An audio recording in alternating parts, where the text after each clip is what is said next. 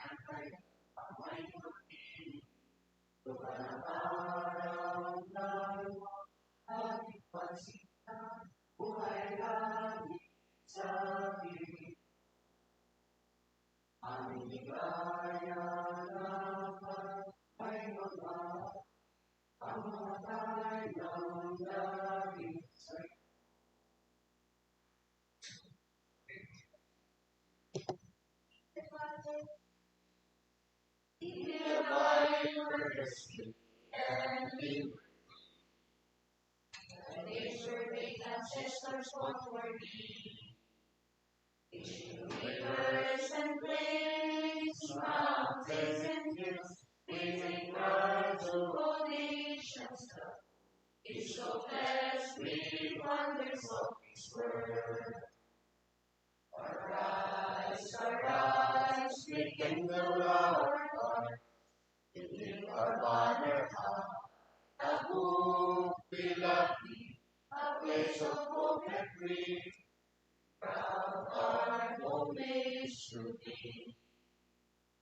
No more loss of hold us, no more chase and pride.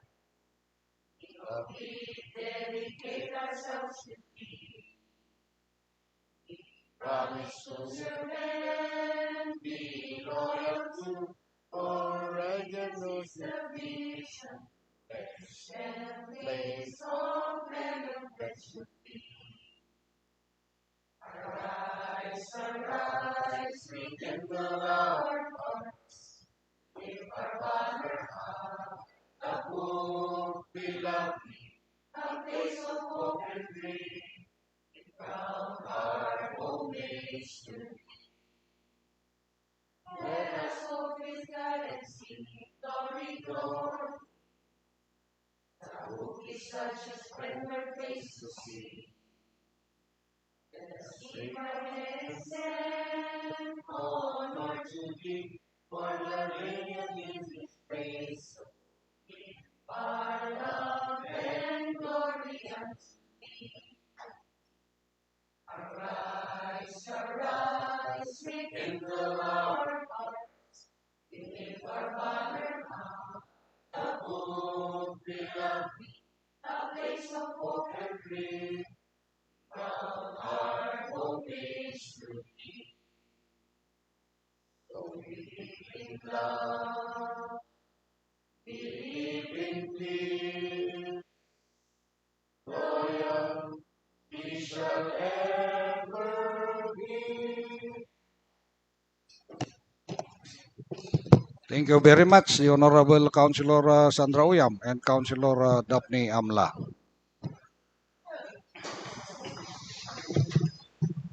Roll call, Sir Secretary.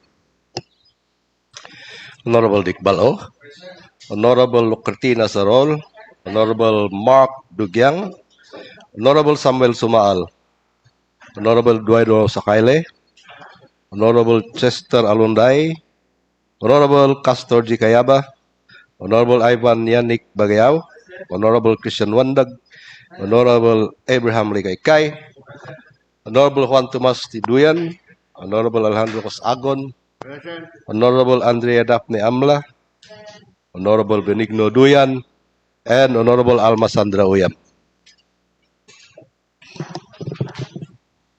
Okay, with the presence of 2, 4, 6, 8, 10, 12, including the presiding officer, we have a quorum, so we can now proceed with the other agenda set for today. Please review the minutes of our meeting dated October 15, 2024. Regular session held at the Sangguniang Panlungsod. And please make any correction or comment if there be any. Mr. Chairman, we have an announcement from the technical person from the CPIO. Please be informed that the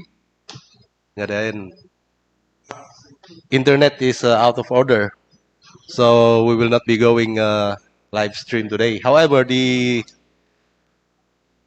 staff will be recording the proceedings, and they advise that if there are things off the record, we just prompt them so that they can cut the coverage. So we are not in live stream today. Huh? Okay, to be recorded. Thank you. Okay, please take note of that information coming from our secretariat. Reading and adoption of our previous minutes.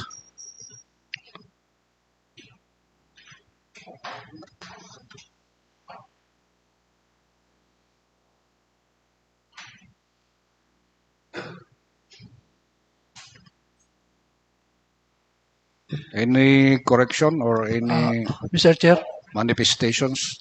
Councilor, Honorable Councilor Sumal of Dupag, in line 102, please proceed to line 102. Ladies and gentlemen.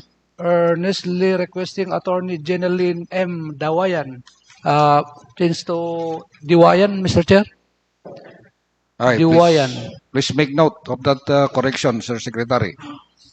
We will be asking this favor if we will put the wrong name or spelling of the good director of the Department of Agriculture. Thank you, Mr. Chair. Thank you also, the Honorable Councilor Samuel Samal. Any other else? There is none. What is the pleasure of the august body? Mr. Chair, I respectfully move that we approve the minutes of the regular session held on October 1, 2024 as corrected, Mr. Chair. Second. Okay, so as moved by the Honorable Councilor Christian Wandag, seconded by Councilor Cayaba and Sumal, that we approve our minutes of meeting dated October 1, 2024 as amended. And I think there's no opposition thereto. The chair now declared the said minutes of our meeting as so approved and being adopted as record of the Sangguniang Panlungsod. Any one of you who will avail of the privilege hour? Mr. Chair, Yes, the Honorable Councilor Sandra Oyam is recognized. with your indulgence, I would like to make you the privilege hour to deliver my privilege speech, Mr. Chair. The Honorable Councilor Sandra Oyam is asking a favor if she can deliver a privilege speech availing of our privilege hour. No objection. So we now call the attention of the Honorable Sandra Oyam. Thank you, Mr. Chair. Mr. Presiding Officer, distinguished colleagues in this august chamber, ladies and gentlemen, good morning.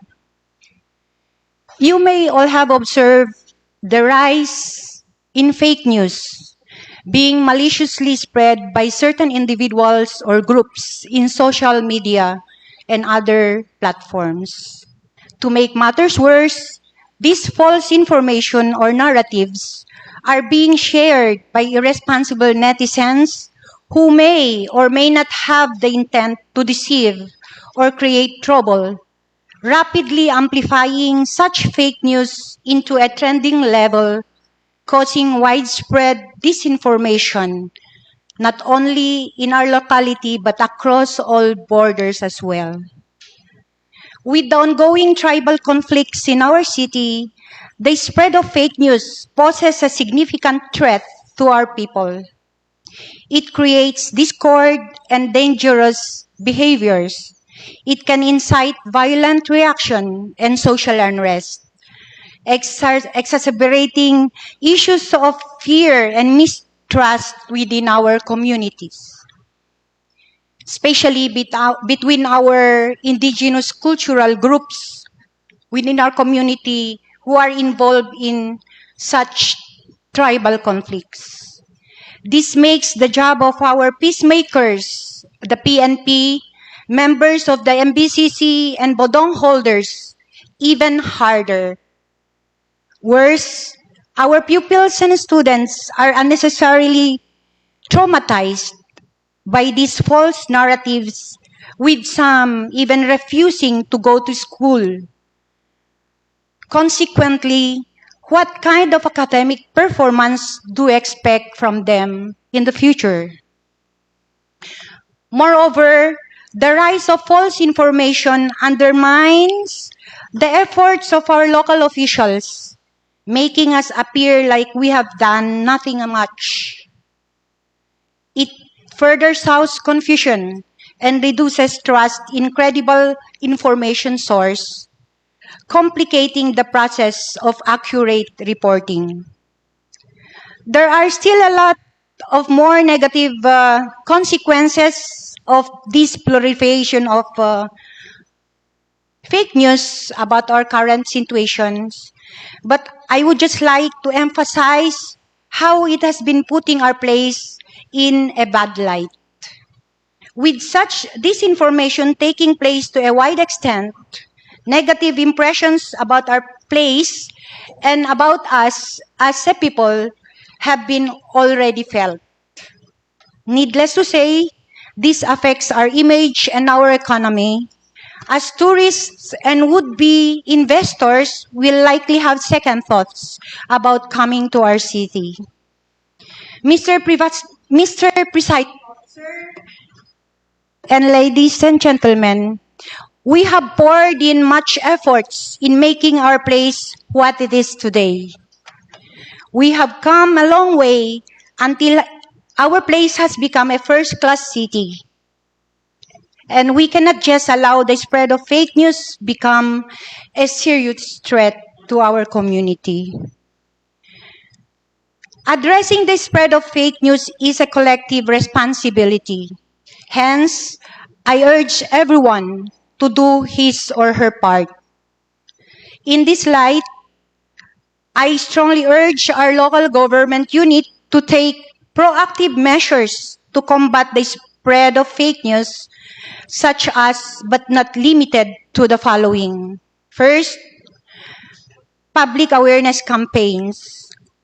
Launch educational initiatives via our radio programs or the Tabuk City page to inform residents about the importance of verifying information and recognizing credible sources and understanding the consequences of sharing false information. Second, collaboration with media. Strengthen partnership with radio broadcasters and news writers to promote fact-checking and responsible journalism. Third, establishment of hotlines and reporting mechanisms. Encourage the City Public Information Office and Tabuk City Police Station to create a hotline or online platform for residents to report suspected fake news, allowing them to respond with factual or true information. Fourth, educational programs in schools. Encourage schools to integrate media literacy into the curriculum. In order to equip students with the skills to identify and analyze information effectively, helping them identify and combat disinformation. Fifth, community collaboration.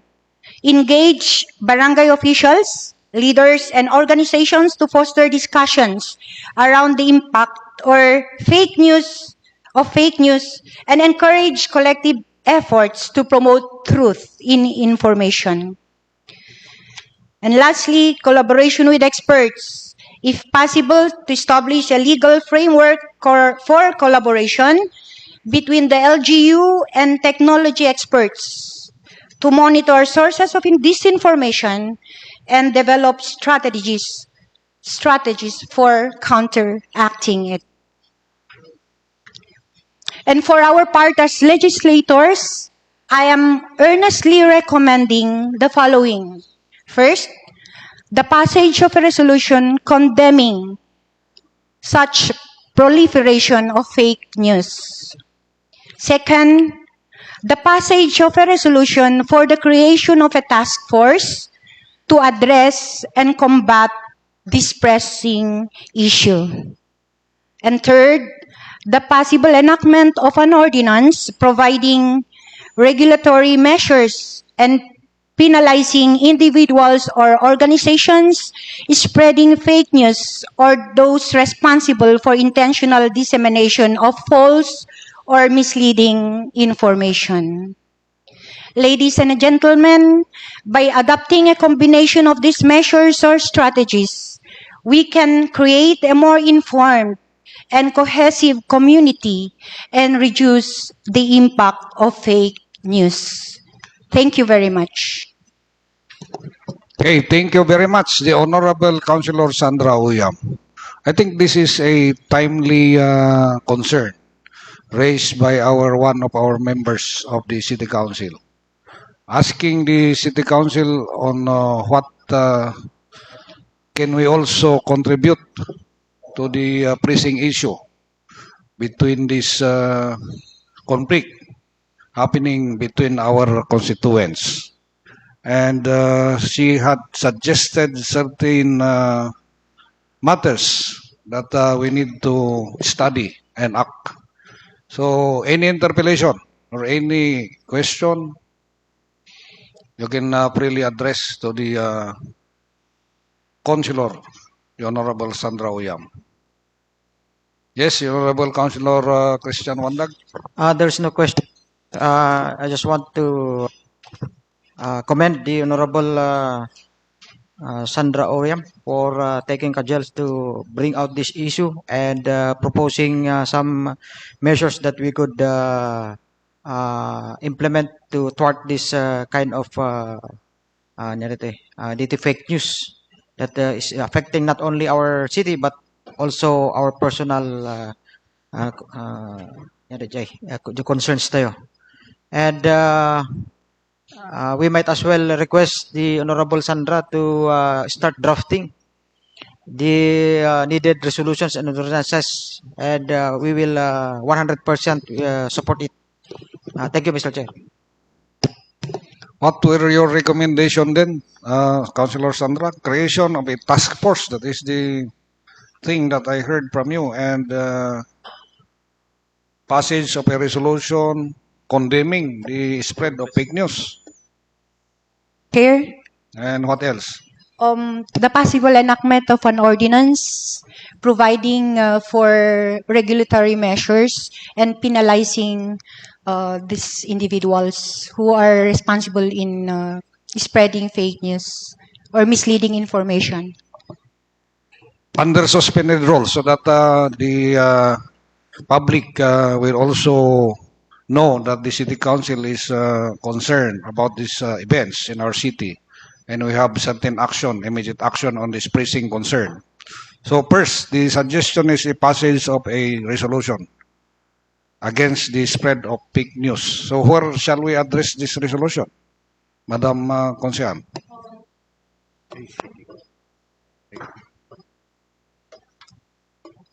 Resolution Where shall we address address? to the public, To the public, to the media, to To the disseminated different school by- institution, to the... and our educational institutions. Yes. What's the... And more importantly, for a resolution creating a special task force that would come up with certain mechanisms in order to check, especially if technical experts will be members of the this technical working group or task force.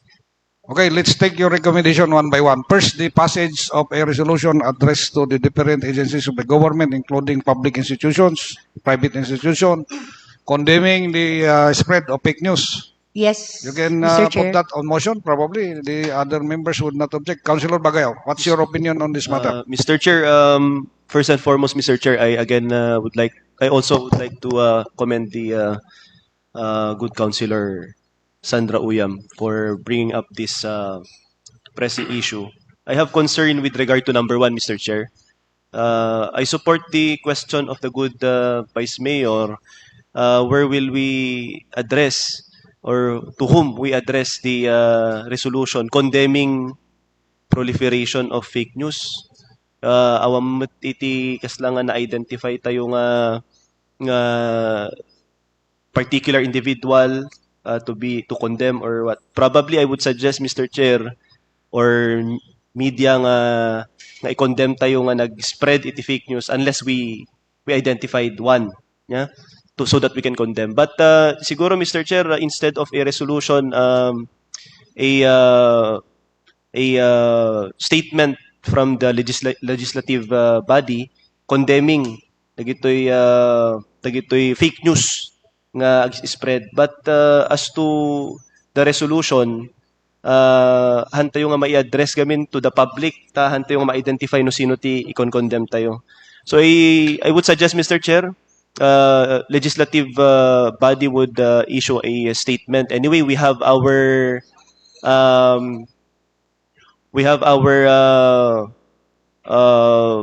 news, or rather PIO, CPIO, and also J Kwat tayo every Wednesday radio program tayo. So they at Mesa. Unless iti identified tayo siguro nga pang i-addressan. But I support the manifestation of Councilor Uyam. Also the ordinance dakuman iti draft tayo. Tapno simpaon tayo to regulate and penalize dagitoy ma-identify nga ag-spread iti fake news. At the same time, we also relate it with siguro dagitoy cyber libel cases, etc. Tapno mas na pikpiksan na pangil na di ordinance to nga di, Mr. Chair. That's my opinion, Mr. Chair, with regard to the pinangi-condemn tayo. Pag-ipasa ti resolution itself. Thank you, Mr. Chair. Okay, thank you very much for that comment, the Honorable Councilor Bagayaw. And I think the Honorable Sandra is willing to accept the recommendation that instead of condemning, because we did not identify anyone who made a false fake news, so we're condemning the spread of fake news and soliciting the public probably not to spread fake news, so that we address this concern to the public themselves. Okay, can you just move on that line, Councilor Sandra, under Yes, suspended rules, so that we have something to report also to our people that we are doing something about this issue. Put that in a proper I think, Mr. motion. Chair, Okay. the intention of Madam Sandra is actually condemning the spread of fake news. So you don't have to address it to anybody. Sila nga ko i-condemn do lang di fake news nga ramid. So if we can, as manifested by Councilor Yan. Nalipatan naman dik anakanan, Mr. Chair. We put it through manifesto, but can we can we do it in, can we not do it in a resolution form, a manifesto in a resolution form? Because I think a resolution cannot always be addressed to anybody. There's a resolution that it is in a manifesto form, Mr. Chair. I don't know, but I think mabalin sa latamit, even though we will not address it to anybody, just to express our Concern concern. and our wish that this will be Yes, that we addressed condemn fake soon, news immediately. and ask the people to stop spreading fake news, Mr. Chair. Okay, that is good suggestion, the Honorable Councilor Wandag. Mr. Chair. So, Councilor Bagao, you recognize. Thank you, Mr. Chair. As mentioned by the good councilor, Uncle Christian, Mr. Chair, may I suggest that aside from the manifesto, we pass a resolution addressed particularly to our friends from media. Nga tumulong da nga bang no adati kabailan na ta so damot iti adoti followers nya nga agi-post iti fake news to for us to collaborate with them nga tumulong da nga mang control kuma ya dagitoy spread iti fake news han nga not directly condemning tahan tayo i-condemn iti friends from media but seeking their assistance, Mr. Chair, to prevent the spread of fake news, and that's one way of condemning the proliferation or spread of fake spread, news. That's yes. a suggestion, Mr. Chair. Thank you very much for your helpful suggestions. And on suspended rules, may I now move for such resolution, for the passage of such resolution, Mr. Chair? Second. Okay, under suspended rules, the Honorable Councilor Sandra Uyam had moved that we pass a resolution addressed to the public, especially the media, for them to, for the prevention, possible prevention of the spread of fake news concerning the crisis happening between tribes within our city. And Mr. Chair, for the passage, I'm No, moving for the passage. Let's take the motion one by one. So that is the motion. Any second? It was already seconded. Seconded by Councilor Sarol. Okay. Locretina, I almost forgot your first name. And no one objected thereto. The chair now declared the same resolution as so approved. Next resolution. Thank you, Mr. Intervening. Chair. Thank you. And also, Mr. Chair, we include also the resolution that our PNP officers and AFP will search individuals of our constituent because some are holding guns without any permits, Mr. Chair. So, you have heard the Honorable Councilor Alejandro Cosagon, the chair on the ABC, on informing also our police officers to perform their duties and function to maintain peace and order within our city. Probably that is the most possible content of our resolution. Including nakanayon kami ni Jayan, siyempre, no, i-maintain that peace and order. Trabaho damit, ag-search, no, ada gamin proseso na reta, po, Councilor. Because kamat nga basta sumrek, no, awan ti search warrant mo. Ag-apply na palang met iti search warrant de korte. Siguro, mabalin nga address tayo ti peace and order for them to do their function nga mang-maintain ti peace and order.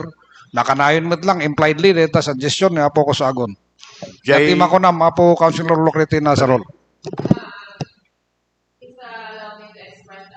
To our PNP because it is a very answer, and I think it's for them. They exert efforts to help us maximize the tribal war and spreading of Fake news. By the PNP, by PNP together with the Bayan. I would like to comment the PNP as well. Okay, so you are against of the passage of resolution addressed to the PNP. We have to congratulate them, sir. Not included in the condemnation. Or we have to congratulate them and suspend. Okay, please put that on record, the manifestation of the Honorable Councilor Sarol. So, no one seconded your motion, I think, Councilor Sandra. Let's proceed to the other recommendation. As you had said, the task force, creation of a task force. Thank you, Mr. Chair. So, under suspended rules, I would like to move for the passage of a resolution creating a task force to address and combat this pressing concern or issue. Particularly the fake news or the tribal war being happening, or the conflict news. between the different tribes. Fake news, Mr. Chair. Fake news. The spread of false information. Task force, what task force probably, because if that is the main intention. Is it really, we are really puzzled if we need to create a task force for that purpose. Yes, Mr. Chair, we need a group that would be competent enough to develop mechanisms in order that individuals can be identified. For example, we have the PNP expert groups addressing cyber libel cases. We can invite them as members, our City Public Information Office, and of course the Tabuk City Police Station. Kasi if it regards to criminal case of libel, acts of oral defamation, probably we have the law enforcers who are responsible for that. I thought you are thinking of creating a task force to help, Yes, to arbitrate and solving the conflict between the different tribes in our city. that is another thing, Mr. Chair. I am just concentrating on the issue on spread of fake news in my privilege speech. The Honorable Councilor Bagayaw is recognized. Thank you, Mr. Chair. And as stated by the good Vice Mayor, so the task force, Mr. Chair, in number 2, focuses on the fake news, spreading of fake news. It's not a task force to mediate or arbitrate the tribal. Okay. So with that, Mr. Chair, we have heard that this focuses on fake news. So may I suggest that we proceed, instead of resolution, proceed to an ordinance enacting or enactment of an ordinance providing for regulatory measures, because this ordinance will be implemented and probably in the implementing rules and regulation, adanto iti may create ng task force wano isunto iti mang implementar dito yung ordinance. So why not we include the penalty provision, yan dagiti ma-identify nga ag-spread iti fake news tapno ijay danto nga nya naganan masanction. But the resolution, Mr. Chair, creating task force kat it would be better, Mr. Chair, nga embedded ijay ordinance datan. Okay. Thank you, Mr. That's also a good suggestion because it will become part and parcel of the ordinance. And the task force would serve as our resource persons on how we could identify, because they're the ones who are experts or who have the expertise in this kind of field. So it's a good suggestion for us to, instead of passing a separate resolution, the task force will be the technical working group of our ordinance. Mr. Chair. So the Honorable Councilor Sandra, you are willing to accept the recommendation Yes, of the Mr. Honorable Chair. Councilor Bagayaw. And with that, may I now, under suspended rules, move for the approval on first reading of this ordinance providing regulatory measures and penalizing individuals or organizations spreading fake news or those responsible for intentional dissemination of false or misleading information. Okay, any second to the motion? Second.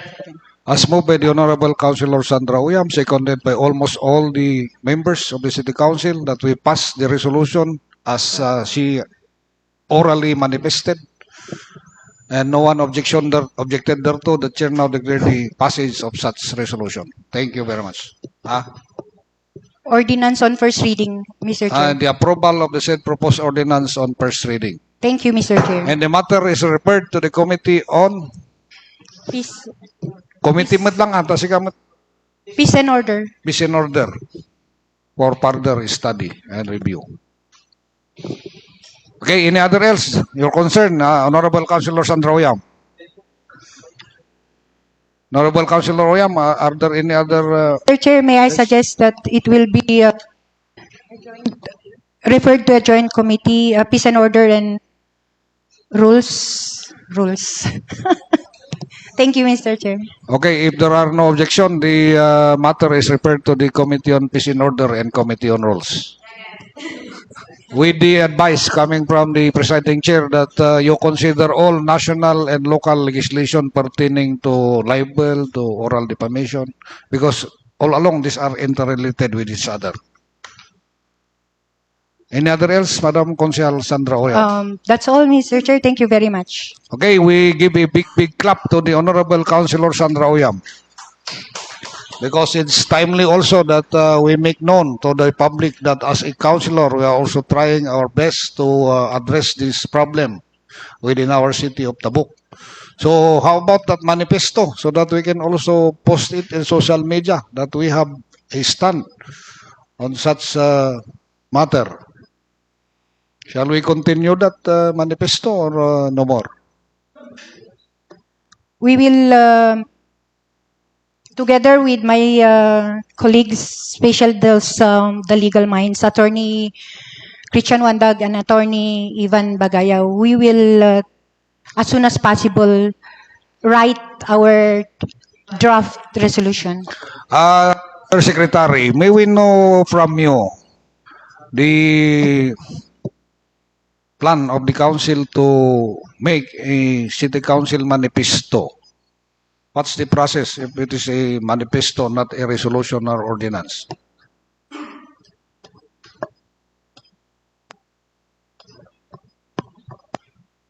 Well, in my opinion, Mr. Chair, that could take the form of a simple manifesto, or you can express the same contents of the manifesto through the resolution.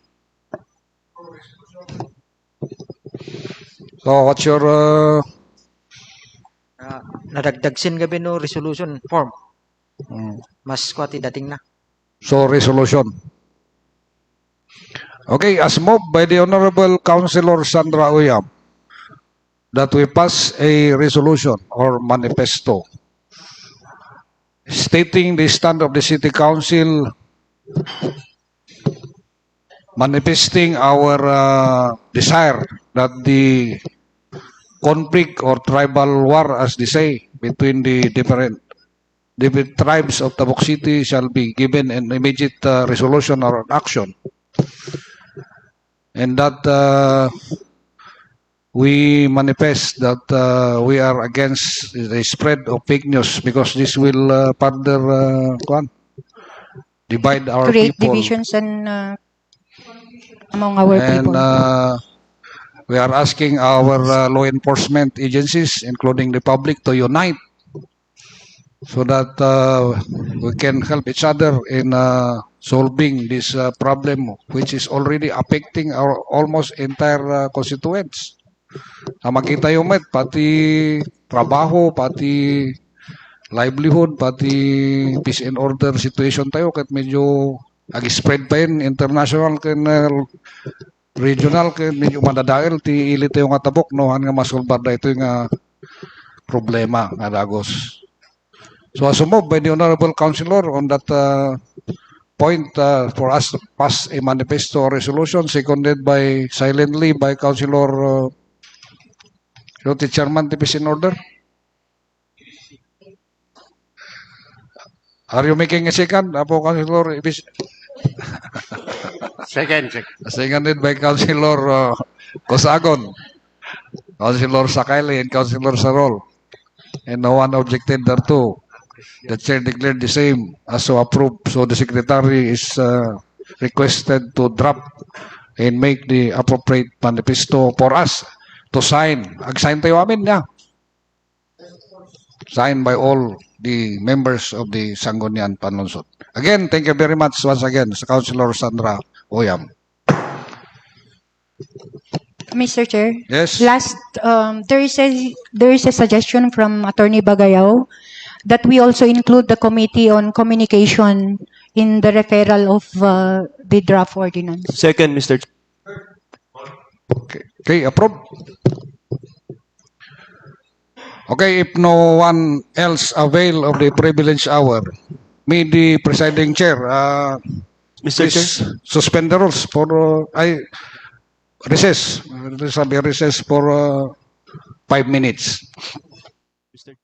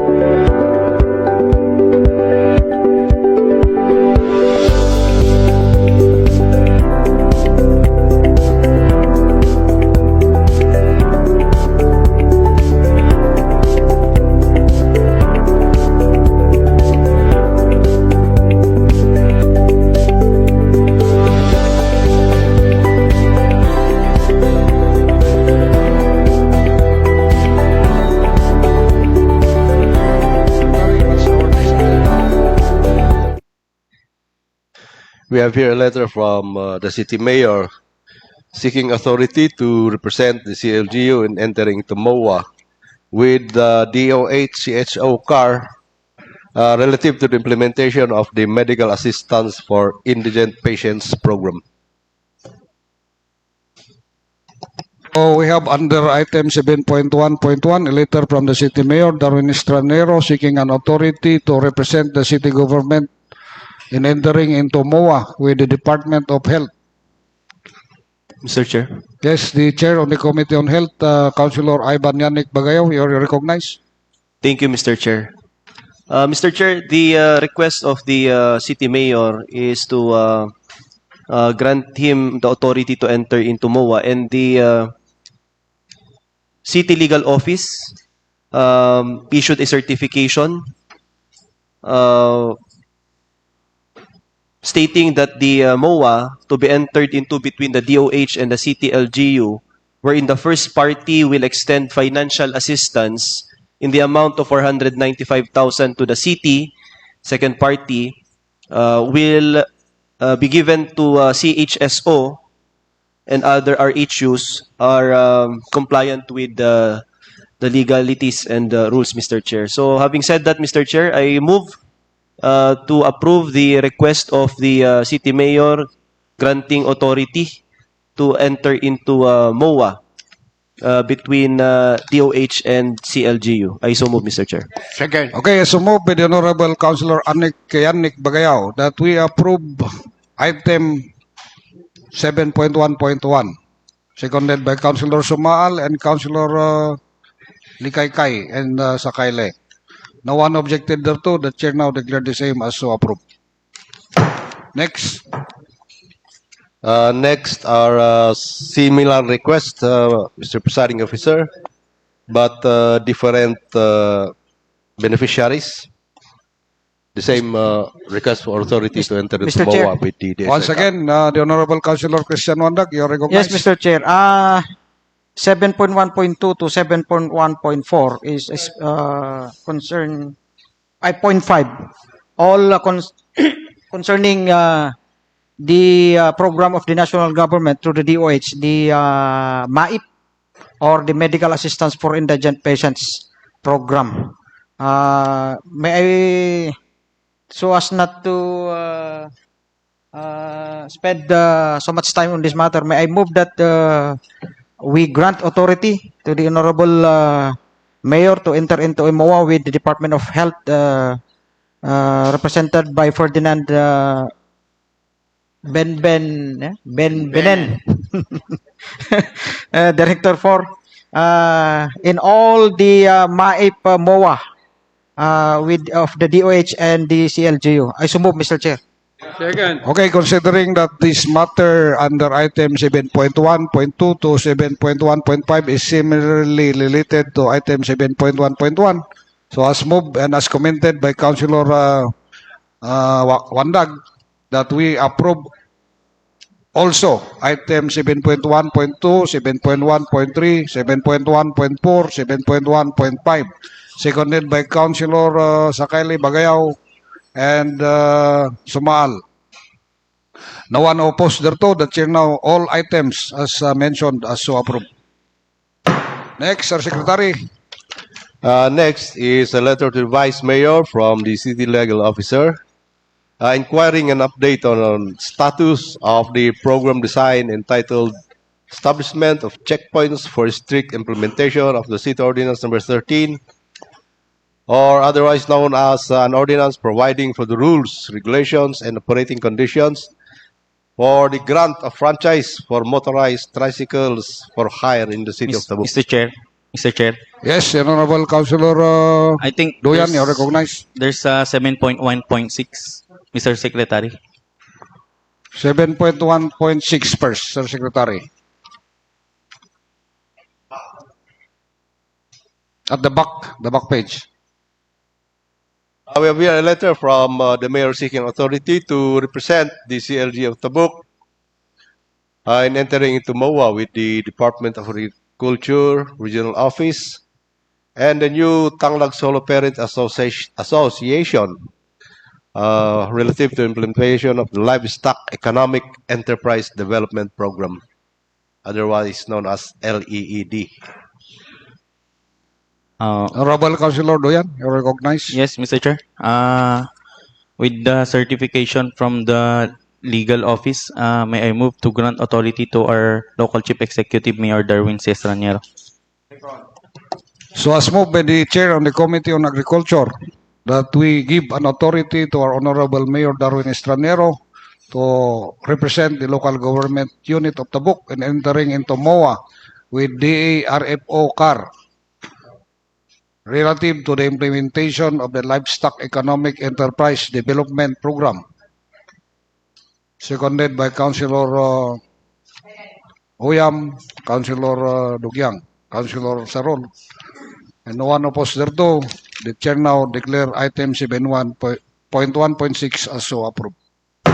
Mr. Chair. Yes, Councilor. As mentioned by Councilor Somali a while ago, it's Dawayan, not Diwayan. Yeah, as corrected while ago, Sir Secretary, please make the appropriate correction and please do not make similar errors in the future. Baka karkaro nga da nga ikanda tayo ti programa to no ma-misspell nagnaganda. Karota director. Dawayan. Amo yung ti Dawayan, taga-Tabuk nga na to. Oy, taga-Tabuk, taga-Bolanaw da. Oh. So taga-Tabuk di director tayo ti DA. So nga da kayo nga birbirok ti livelihood or improvement of road. Paano bisitahin ni Sona? Item 7.1.7, Sir Secretary. We have here a letter from the mayor again seeking authority to represent the CLGU in entering into MOA with various government agencies relative to the implementation of the Agriculture and Fisheries Resources Research and Extension Development Network. Similar concern about agriculture, so we are Yes, proud Mr. Chair. to recognize the handsome councilor from Dagupan Centro, the Honorable Councilor PG Duyan. You're recognized. Yes, Mr. Chair. Since another authority given by the executive also has a certification from the legal office, may I move for the approval to grant authority to City Mayor Darwin Cesar Raniero? Okay, as moved by the Chair and the Committee on Agriculture that we give an authority to the Honorable City Mayor Darwin Estranero to enter into MOA with DE Regional Office, pertaining to the said concern or program under item 7.1.7, seconded by Councilor Bagayaw and Councilor Daphne Amla, and no one opposed thereto. The Chair now declared the said as so approved. The said matter as so approved. 7.1.8, Sir Secretary. We have here a letter from the mayor seeking authority to represent the CLGU in entering the MOA with Tafamulco relative to the salary loan being offered by the co-op to CLGU employees. Cooperative concern, Attorney Yes, Mr. Attorney Wandag, you're recognized. Mr. Chair, we have already an existing salary loan agreement with the Tafamulco. This is an amendment to the existing agreement extending the term of the loan and I think the amount, Mr. Chair. So may I move that we grant authority to the Honorable Mayor to enter into a MOA with Tafamulco relative to the salary loan being offered by Tafamulco to CLGU employees. Okay, as a move by the Chair of the Committee on Cooperative and of the record legal officer also of Tapamolco, that we give an authority to the Honorable Darwin Estranero, our mayor, to enter into MOA with Tapamolco relative to the salary loan being offered by Tapamolco to CLGU Tabuk employees. Seconded by Councilor Sakele. And no one raised his hand to object, so we now bang the gavel to signify our approval on the matter. Next agenda, Sir Secretary. Another letter from the mayor seeking for the passage of an ordinance authorizing and approving the allocation and transfer of funds in the amount of 775,000 pesos for the construction of a multipurpose pavement in Purok, Bayabat, Dilag, Tabuk City, and also seeking an authority to sign pertinent MOA involving the said fund transfer. Under item 7.1.9.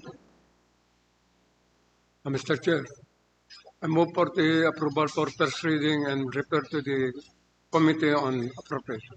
Second. And the Honorable Councilor Baby Kayaba had moved for the approval of item 7.1.9 on first reading and it be referred to the Committee on MOA met nito eh. MOA. Ay, pan-transfer.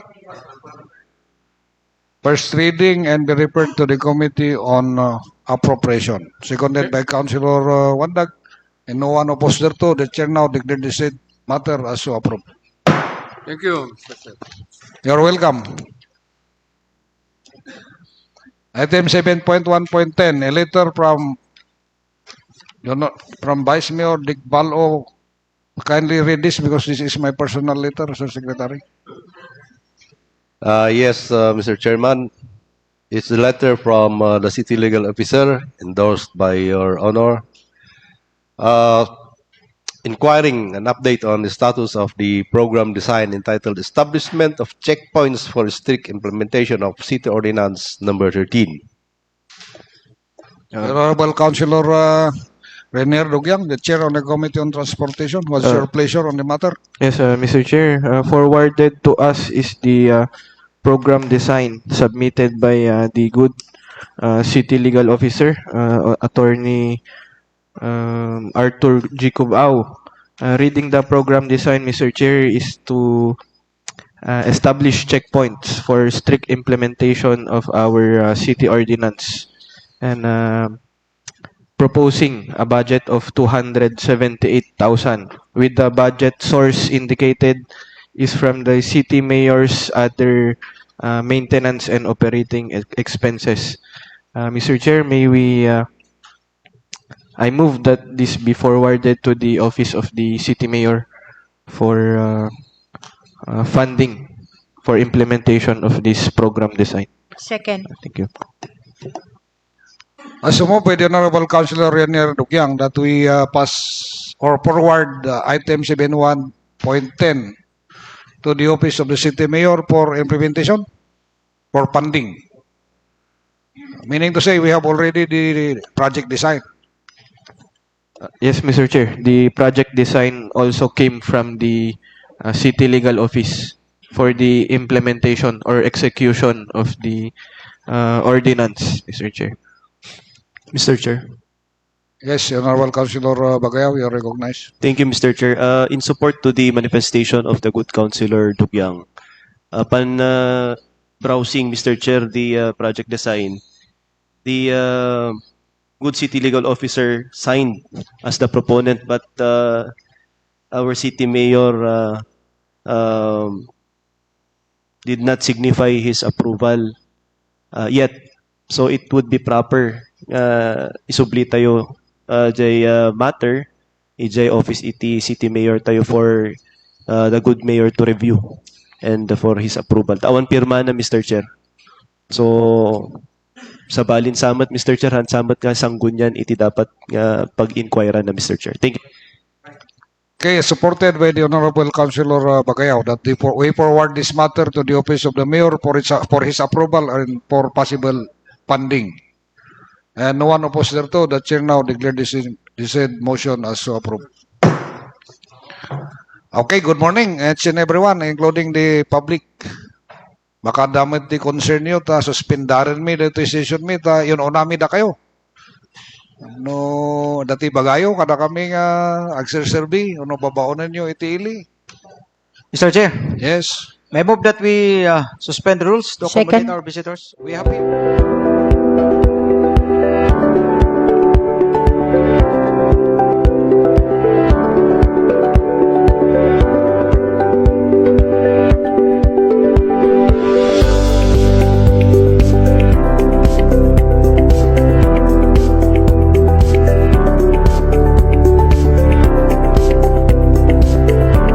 The next agenda, Sir Secretary.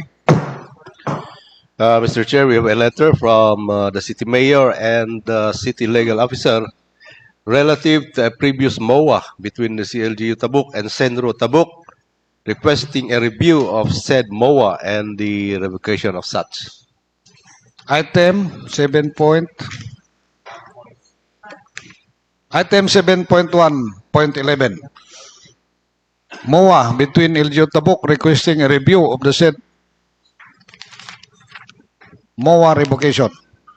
Panggap ti ko na ito eh. Narito yan. Panggap Compound, Mr. the Chair. compound. O yun, yung sarenti ko tata. Mr. The Chair. Senro. Yes, Mr. Chair. I move Honorable to. Councilor T.G. Doyan, you recognize. Yes, Mr. Chair. I move to defer this to Committee on Rules. Second, Mr. Chair. Okay, the matter under item 7.1.10 as moved by the Honorable Councilor T.G. Doyan, seconded by Councilor Bagayaw. Considering that no objected thereto, the chair now declared the same as so referred to the Committee on Rules. Rules. 7.1.11, Sir Secretary. 12, Mr. Chairman. So from 7.1.12 to 7.3.18, this consists of barangay budgets submitted for review to the Sangguniang Panlungsod, Mr. Chair. Mr. Chair, Yes, the Honorable Chair on the Committee on Appropriation and Honorable Bibi Kayaba, you recognize. Order of Business 7.1.12 Point 12. to 7.1.18. Okay, as moved by the Chair on the Committee on Appropriation that we approve item 7.1.11 to item 7.3.18. Seconded by Councilor Sakale, and no one objected thereto. The Chair now declare all items as mentioned as approved.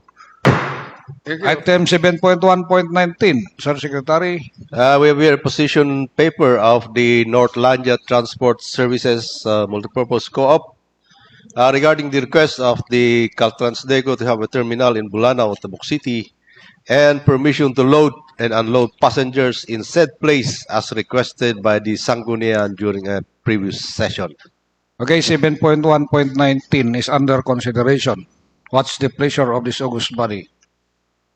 Honorable Councilor Dugyang, you are recognized. Mr. Chair, as is stated in the agenda, this August body requested for a position paper for our Northlandia Transport Services Multipurpose Cooperative regarding the request of Caltransdeco to have a terminal in Bulanao.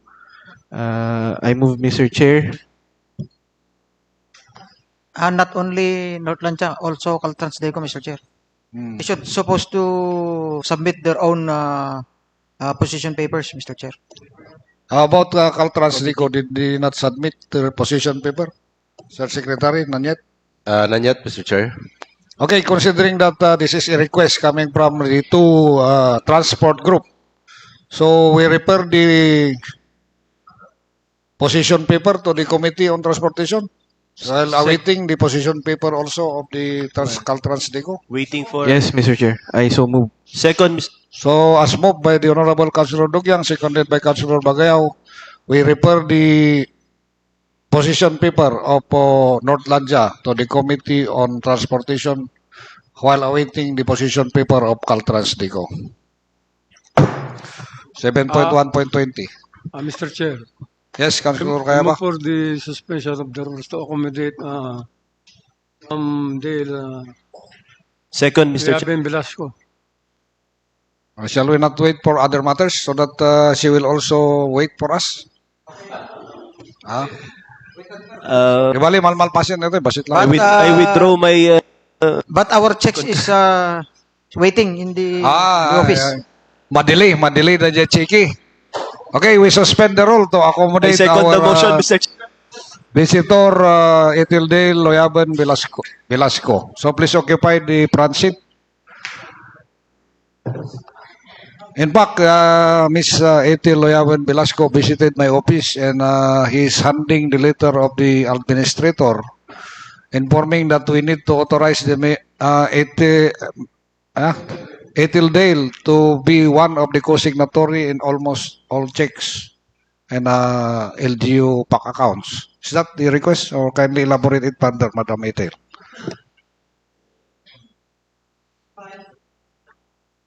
What we need as of now is the resolution to authorize as an alternate signatory for so all our depository banks require the SP resolution, which is the most important authorization I could sign in case of the treasurer, which is or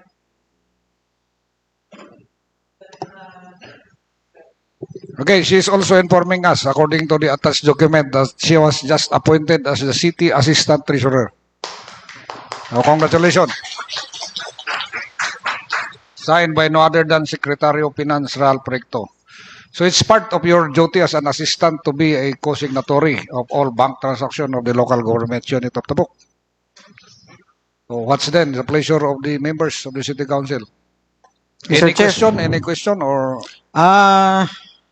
As to the request, may I move that we pass a resolution authorizing Madam Ethel Dale Loyaben Velasco to be the alternate signatory signatory to all the bank accounts of the local government, the city local government unit. Nya pa tidak duma. Checks. Nya pa tidak duma. And pati checks. And alternate signatory in all checks, like checks.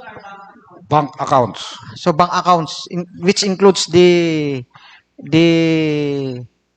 as signatory of all checks of the alternate signatory of all checks of the issued by the city government. Para kasjay. Okay. Second. Sir Secretary, did you have opportunity nga adakastoy nga authorizan ti City Council, the Assistant Treasurer, to act as an alternate signatory in all bank account the LGU? There is, Mr. Chairman, even in the part of the legislative department. Okay, legally feasible, and that is part of the job of the Assistant Treasurer as mentioned by the attendance of Madam Ethel Dale. So as moved by the Honorable Councilor Wandag, seconded by almost all the councilors, that we pass a resolution authorizing Ethel Dale Loyaben Velasco as a alternate authorized signatory of the city treasurer on all bank accounts in the different banks of Tabuk under the name of the local government unit of Tabuk City, Kalinga. And no one objected thereto. The chair now declared the same as so approved. Okay. Mr. Chair. Congratulations once again, Madam Ethel. Mr. Chair. Yes, Councilor. Yes, I would like to extend my congratulations to Madam Ethel Dale. I have a copy of her appointment as City Assistant Treasurer, signed by Secretary Ralph Recto. Ralph Recto.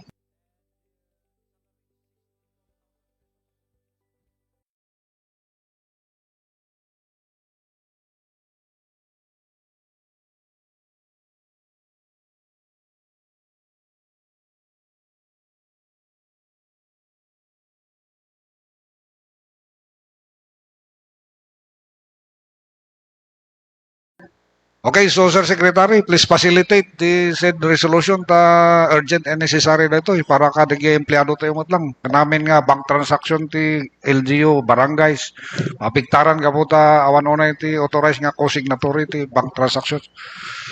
Okay, thank you for visiting our office, Madam Ethel Dale. Do it immediately. Mr. Chair, Yes, Councilor Bagayaw, you are recognized. We'll go back to the rules. may I move for resumption? Okay, so what's our next agenda, Sir Secretary? We have heard a motion for extension of time to file respondent's answer relative to the complaint of Dennis D. Cabigaw against Barangay Captain John A. Malaggan, Arnold Balutok, and Jonalyn Sangdaan of Gilayon, Mr. Chairman.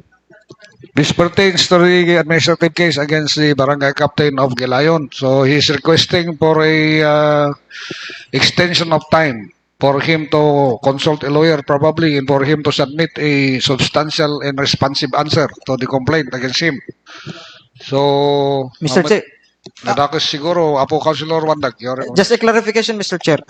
Do we have already issued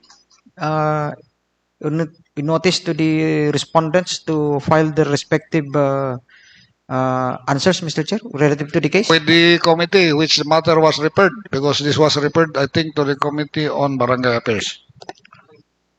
I-require kayo nga, gisubmit na garod, ti songbanda, reklamo, o no, ha? Mr. Chair, we requested the other evidence to the accused. Respondent. But, the respondent, but they did not do it immediately. So we they motion to extend their answer to answer the Mal daw dia daw dawatin da. Gisubmitan da. the jay kwa the jay evidence da we know Mr. Chair, Yes. our secretariat already confirmed that we have already issued the notice.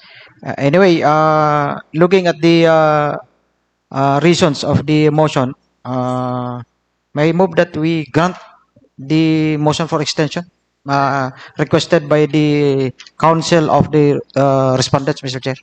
second That will be clear in a specific, Councilor Wandag. 15 days, Mr. Chair. Okay, so move. Mr. Chair. Councilor Bagayaw, your record. Mr. Chair, we have here the motion for extension of time to file respondent's answer, Mr. Chair. And the request of the respondent is to extend for 15 days or until October 28, Mr. Chair. So granting that today is October 15 and 15 days from the approval is October 30. So may we be clarified, Mr. Chair, if we are giving the 15-day period from today or approving the request until October 28. So I move, Mr. Chair, to support the motion of Councilor Wandag and particularly granting 15-day extension from today. So the deadline will be October 30, Mr. Chair. From today or from receipt of our resolution? From Mr. Chair, we approve as requested by the council, Mr. Chair. yes. Yes, Mr. Chair. From today. From today, Mr. The request is extension of 15 days from today or until Okay. October 28, Mr. Chair.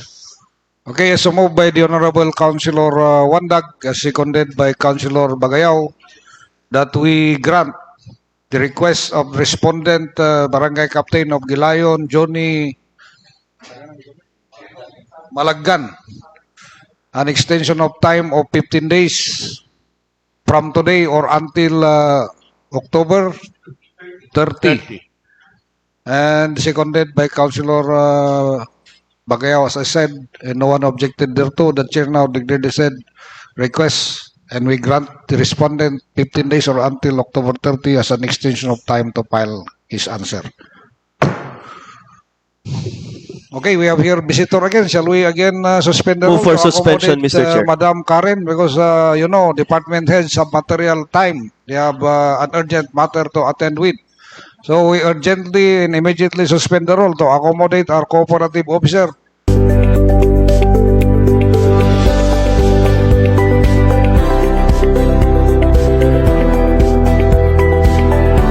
Resume with our agenda. Sir Secretary, what's the next agenda for today? For the Kayaba time, it's already 11:40. Where's your watch at Councilor Kayaba? Nagpukaw naman din. Wall clock tayo ito eh. 7 point. 1.21, Mr. Chairman. This concerns PCL and MYL. PCL. So, convention, all councilors are reminded of the said council assembly, November 26 to 28 at Pasay City. May we Charge ask, to your respective MOE. Next agenda, Sir Secretary. We have a letter from the BPLO transmitting the list of applicants for renewal of MTOP for SP approval. Mr. Chair. Councilor Renier Dugyang, you're recognized. Yes, Mr. Chair, thank you. As certified by the Business Permits and Licensing Office that the applicants for renewal of MTOP have complied with all the documents required for tricycle franchise application. I move, Mr. Chair, for the approval.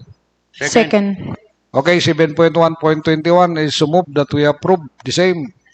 The request of BPLO Pierre Galicia forwarding the applicants for renewal of motorized tricycle operators permit, seconded by Councilor Daphne Amla. No one objected thereto. The chair now banks the gavel to signify his approval. 7.1.22 is a letter from BPLO Per Galicia transmitting list of new and additional unit applicant of motorized tricycle operators permit. Mr. Chair. Councilor Dugyang, you recognize. Thank you, Mr. Chair. For new and additional units, Mr. Chair, I move that it be referred to the Committee on Transportation and Communication. Second. Item 7.1.22 is moved that be referred the same to the Committee on Transportation, seconded by Councilor Oyam and Bagayaw. The chair now declared the same as so approved. Be referred to the Committee on Committee on Transportation. 7.1.23 is a letter from si Bakro, Ramsi Adong, submitting the list of civil society organization. The Honorable Councilor from Kasigayan and Bolanao, the handsome Councilor Attorney Wandag is recognized. Thank you for the handsome, Mr. Chair.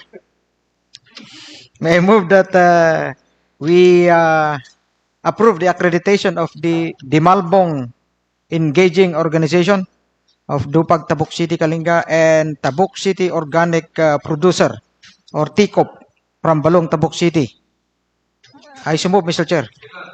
Okay, considering that the said associations complied with the requirements set forth by this body and as moved by the Councilor Attorney Christian Wandag, seconded by Councilor Sakayle, no opposition thereto, we now bang the gavel to signify the approval of item 7.1.23.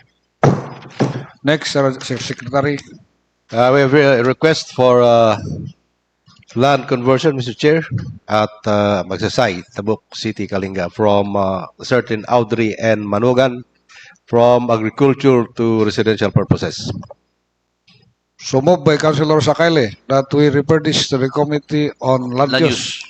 Seconded by Councilor Sarol. The chair now declared the same as so moved, as so referred to the Committee on Land Use. Next. Next, yes, we have a request for various from various offices for alignment of MOU funds. So moved by the Honorable Councilor Locretina Sarol, the ever beautiful and number of councilor in town. Seconded by Councilor Kayaba. And we are forced to gavel to signify its approval. Yes, seconded by all the city councilors. We now go to the committee report under item 8.1 by the Committee on Finance and Appropriation. Anyone from the chair or member of the said committee? The Honorable Councilor Baby Kayaba, you are recognized. Okay, Mr. Chair. Committee report submitted to the presiding officer, submitted by Committee on Finance and Appropriation, an ordinance allocating and authorizing the utilization and transfer of funds to Barangay Sangguniang and Bolanao, Tabuk City, Kalinga from the donation account of the Office of the City Mayor under the annual budget for fiscal year 2024 as authorized by Appropriation Ordinance Number 005 Series of 2023. Findings. The following are requested project activities programs of the City Mayor seeking authority to the Sangguniang Panlungsod for the allocation and transfer of funds to the concerned beneficiaries to be charged under the fiscal year 2024 donation account of the Office of the City Mayor, to wit, beneficiary, Barangay Sangguniang. Particulars, purchase of lot for the continuation of the ongoing road connectivity of the barangay. Amount, 5,200,000. Barangay Bolanao, construction of DPL at Kasabaan, Purok 6. Amount, 500,000. A total of 5.7 million. That the aforementioned PPAs were identified for funding as necessary for the concerned beneficiaries to enhance local infrastructure and community facilities. Attached to the request are the following pertinent documents for fund transfer: Barangay endorsement, Barangay resolution, Appropriation Ordinance Number 005, Series of 23. Recommendation: in view of the foregoing premises, the committee hereby recommend to the August body for the passage of subject proposed ordinance. Likewise, granting authority to the city mayor to sign the MOA and pertinent documents involving fund transfer to concerned barangay. Signed, Committee on Finance and Appropriation Chairman, yours truly, Attorney Christian Wandag, Attorney Ivan Bagayao, Honorable Chester Alunday, and Honorable Madam Lucretina Sarol. So I move for the passage of this committee report. The chair on the Committee on Appropriation, Councilor Baby Kayaba, has moved for the acceptance, adoption, and approval of the committee report under 8.1, including its findings and recommendations thereto. Seconded by the Honorable Councilor Bagayao and Sarol. And no one objected thereto. The chair now declared the approval and acceptance and adoption of the committee report, including its findings and recommendations. Next. Mr. Chair, I move for the approval of this committee report for second reading. And he further moved For the ordinance for second reading. An ordinance. No.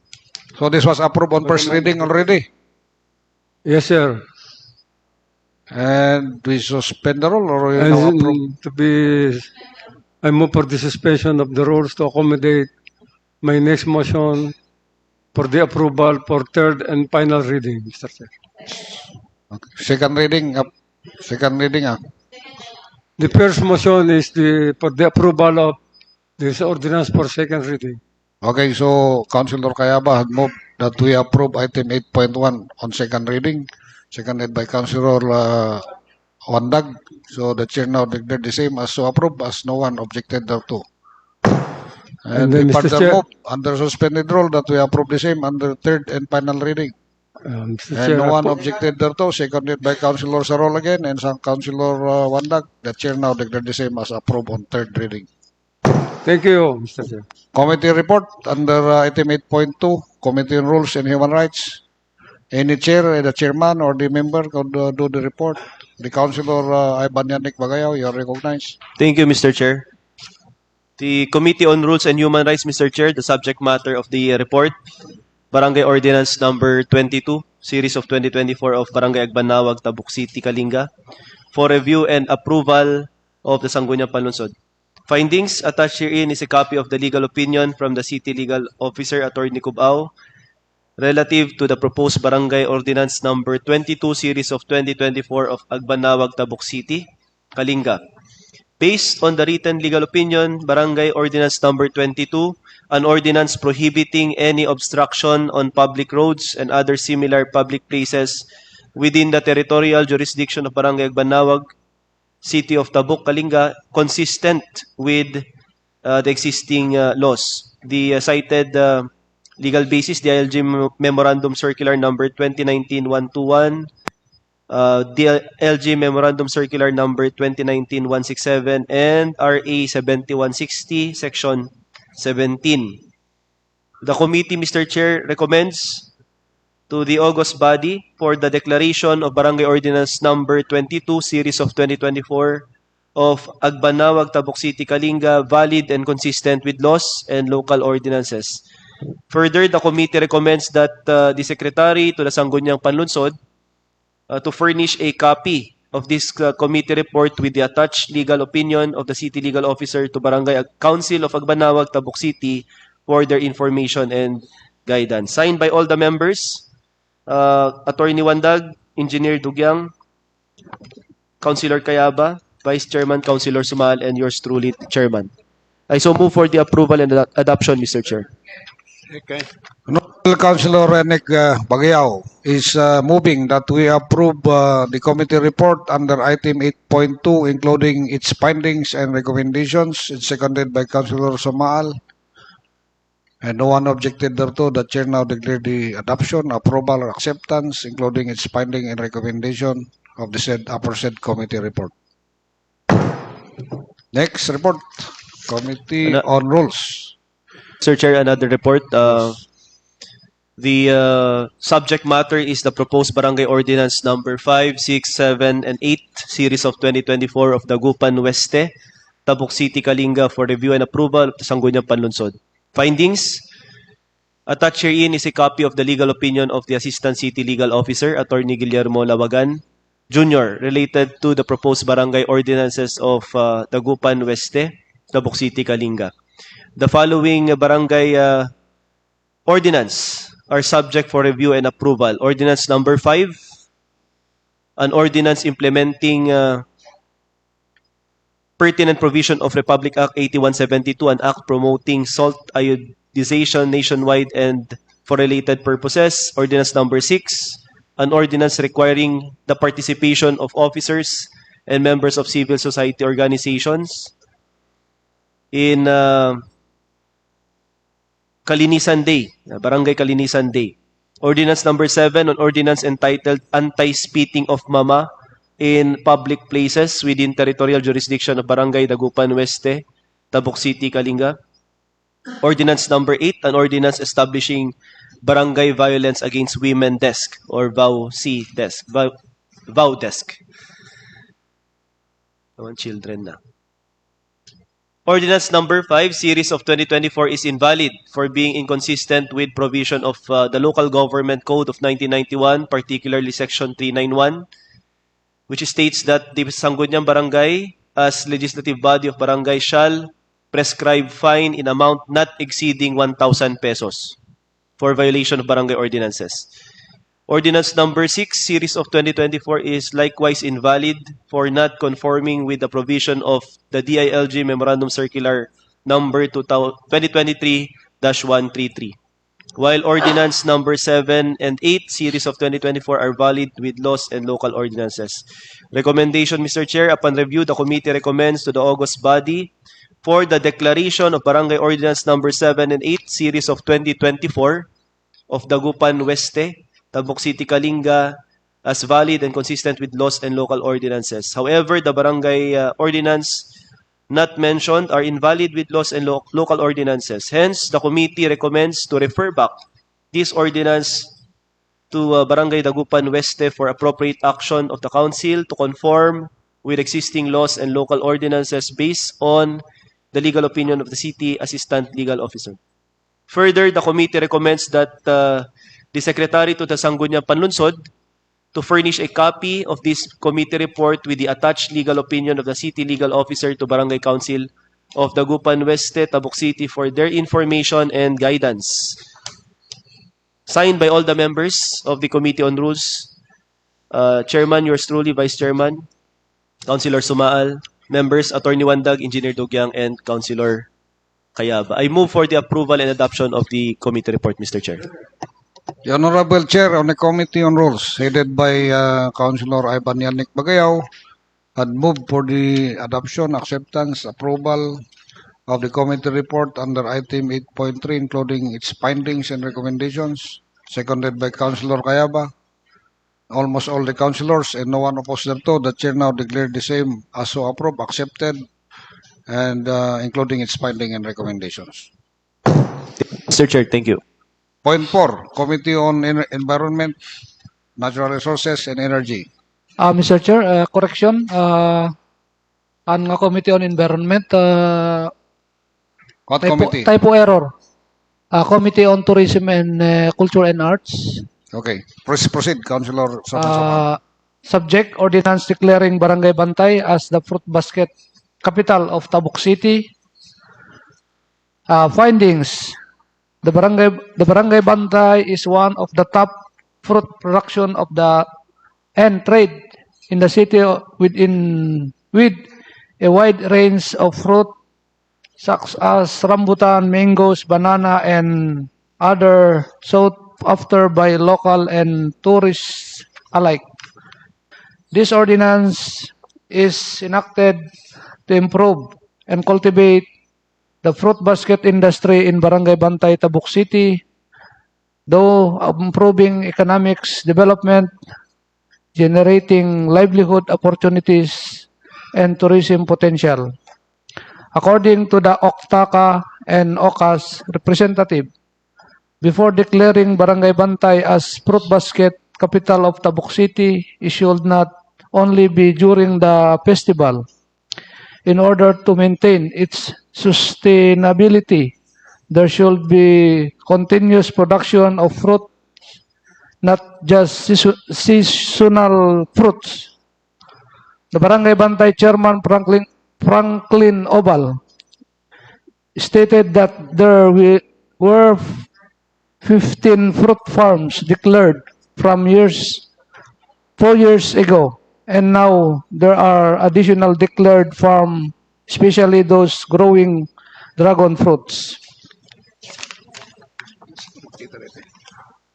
Recommendation: the section 3.1.4 of ordinance, the function of the Office of the City Tourism and Cultural Affairs, OCTACA, collaborating with the local farmers and stakeholders to develop promote fruit-based product and service, should be transferred to section 3.2, and function of Office of the City Agricultural Service, OCAS.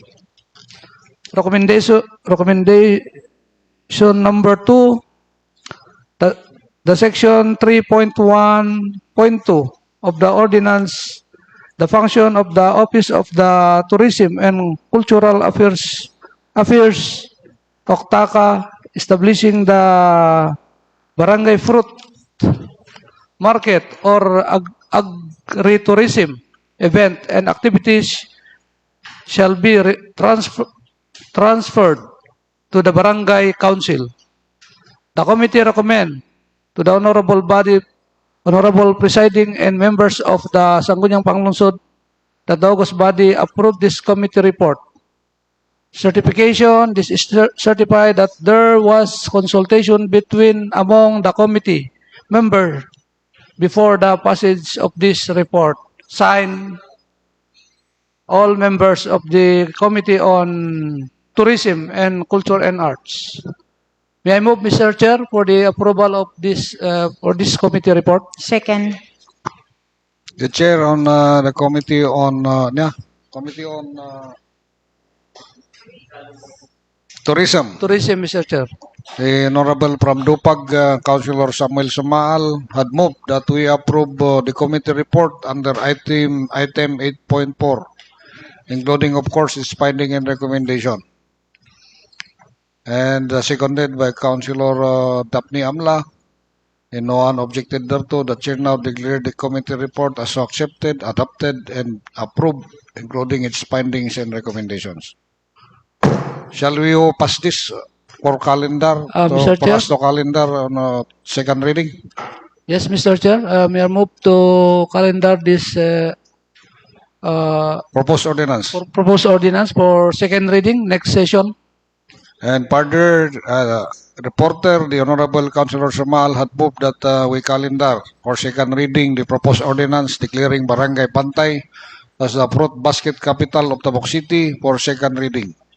So the chair declared the same as approved, and the secretary is mandated to calendar the same for second reading on next regular session. We go now to other matters, urgent matters or announcements. Mr. Chair, Yes, Councilor Wadag. may I request that this our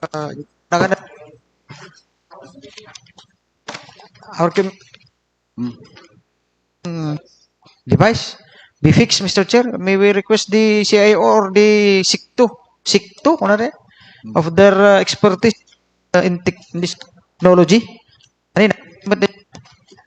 Mike. Yes, Mr. For how many sessions already, Mr. Chair?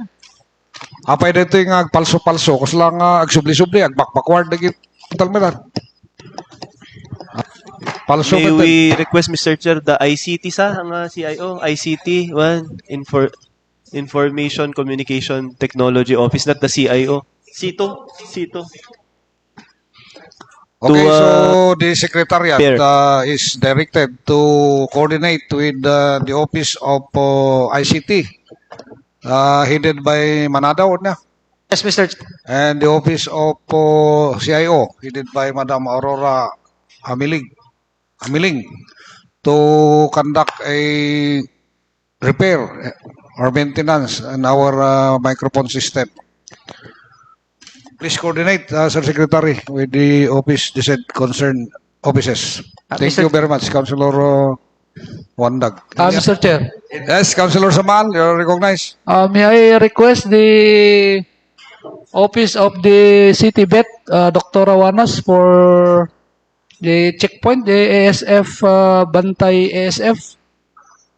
Kasi gamin, di dupag gamin, very strict dangay.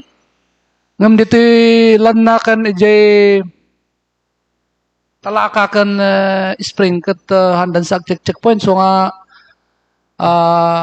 kanayon nga agsisinong bat da checkpoint di dupag ta di problema palusiton da dito i-checkpoint nga dito do mga exit kan entrance tayo kat apay handa nga palubusan kano isudad jay exit so nga mabalin nga payabansan ni doktora tapno katantay man ko Payaban tayo. Today? dito panggap dito ASF Mr. Chair. Okay, so as requested by the Honorable Councilor Samuel Samaal, the Secretary is directed to invite the attention of City Vet Carmen Wanas to attend our next regular session. For that purpose, to explain why at Dupag, they are very strict, while in... Mr. Chair. to invite to come and attend our next regular session. Kasi kami nangyari panggap di kalding sa mga o no? Hanlang nga di kalding. Han, Mr. Chair, alos ado gamin, Mr. Chair, lumlumsot na gamin dito lan na, kan dito entrance yung da dumakat JP man kat naka-stricto da dito da mga exit Wala concern tayo, nagkuha nga iti balbalan, municipality o balbalan. Apa yung kuwami dupag nga kunamin no pang African swine fever lang neta. Apa nga pati dagito yung kalding kas kada kuha kit checkpoint da. According to City Vet Office, the ordinance tayo kano, so kung ikwayo at yung ordinance, no, ada nga talaga, for us to be informed. So, mayat-mayat lang no, yaban tayo ni Dr. Awanas. So, please advise the Secretary that she must attend our next regular session. Councilor Bagayaw, you're recognized. Yes, thank you, Mr. Chair. Mr. Chair, that's why I was asking a while ago if today ba natin siya tatawagin, considering the urgency of the matter.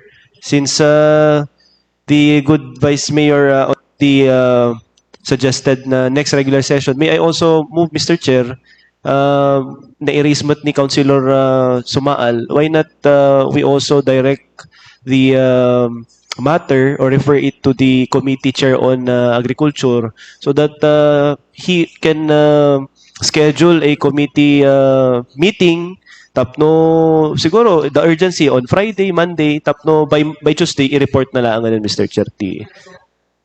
In relation to that, we must also refer this matter to the Committee on Agriculture chaired by TJ Duyan for you to invite the attention of the City Vet so that you will be prepared to inform the bank on the reason why. Okay, sa lungsod kit sungbatan yun Loniston. Okay, sir. Copy, sir. Any other concerns? Other matters, Mr. Chair. Other matters? Resolution, Mr. Chair. Councilor Duyan, you're recognized. Yes, Mr. Chair. Resolution requesting Director Jonicio G. Alvindia, Filmec, Director of Filmec, to request the availment of recirculating dryers for Tabuk City farmers. Okay, there is a resolution coming from the Honorable Duyan that we pass a resolution addressed to Filmic Director Jonicio G. Alvindia for the grant of availment of recirculating dryers for Tabuk City farmers. Seconded by Councilor Samal, and no one objected thereto. The chair declared this motion as approved.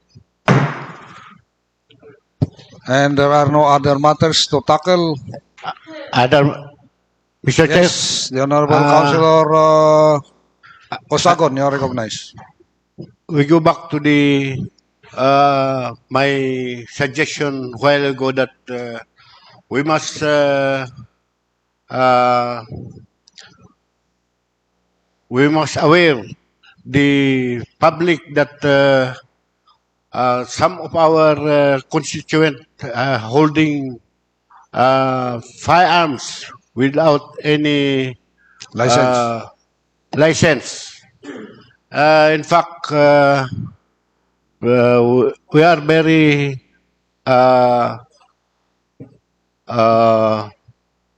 quite mapaspasamak dito itabok. Grabe. Ti makikita nga paltog dito itabok. Awan ti kwati PNP.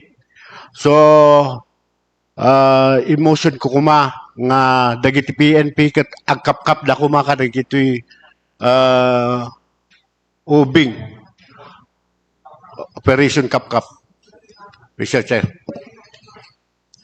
Hanlang ubing. Mr. Chair, Okay, may we so- ask the Everyone. proponent to put it in motion. Patalastasan tayo. Iditsimpo ni Provincial Director Ramos. Karena yung ti Reda iti ko. Areas nga ado ti possible nga paltog ket nagbaliw basin ti peace in order nga. Ngam tatagamin ket the process no maminsan the search warrant pasapol applyan dapat ti the court.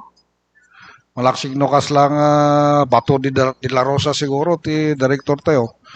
Gusto mo advice nga what shall we do ket dagito legitimate operation ti PNP ti papigsayon tayo operation Kapkap therapy checkpoint no apan dati pagininuman ko mata apan da implement da jay awan ti may palubos nga dapaltog na iti paginuman ta damot ordinance tayo nga kasi kakaduan nga mangyarihan na dagita jayan ti paginuman nabartek dan agbirok dat kurso na dain dan kinompormit paltogan dan.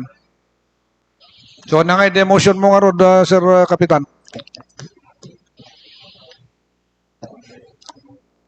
Okay, so the SP councilor representing the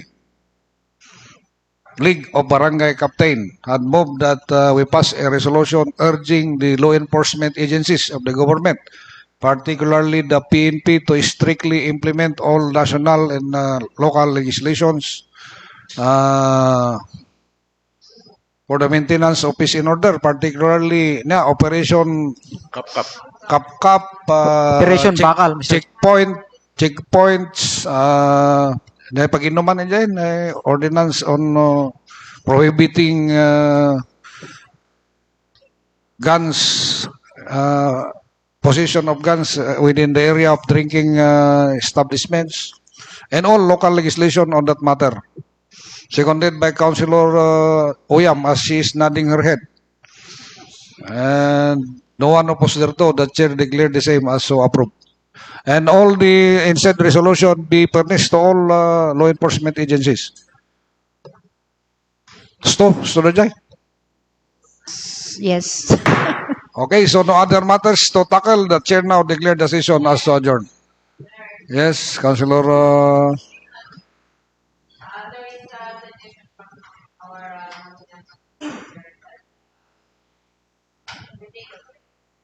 I will take a break. So break for 10 minutes or shall we adjourn and we proceed to the Vice Mayor's office?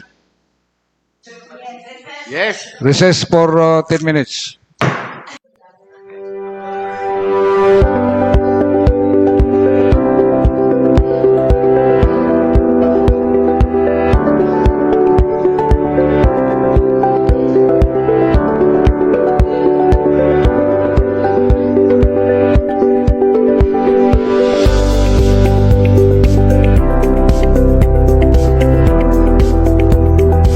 The reason to consult with our constituents and to conduct committee hearings kasi.